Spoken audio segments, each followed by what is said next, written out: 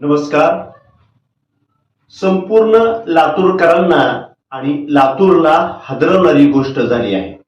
गोष्ट शेअर करतो. नमस्कार, मी प्रतिनिधी राहुल गुरव आणि DR न्यूज मध्ये आपलं सर्वांचं सहर्ष स्वागत. तर गोष्ट ऐका. आज प्रत्येक शेतकरी आपल्या शेतामध्ये हार्वेस्टर लावत असतो आणि आपल्या ऊसाची छाटणी करून घेतो आणि तो ऊस कारखान्याला पाठवित असतो. आशेगावची एक घटना घडलेली आहे, ती जे की लातूरमध्ये आशिव आहे त्या गावची ही घटना आहे.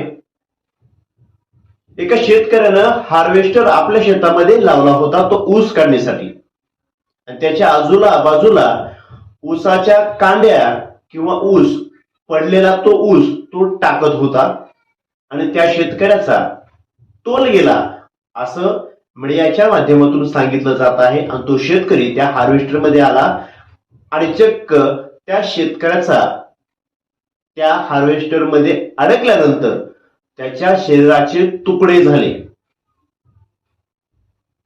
आणि त्याच्या घरची सुद्धा त्या ऊसामध्ये ते ऊसाच्या कांड्या गोळा करत होती, पण त्यांना त्यांचे मालक त्यांचे मिस्टर सापडले नाहीत.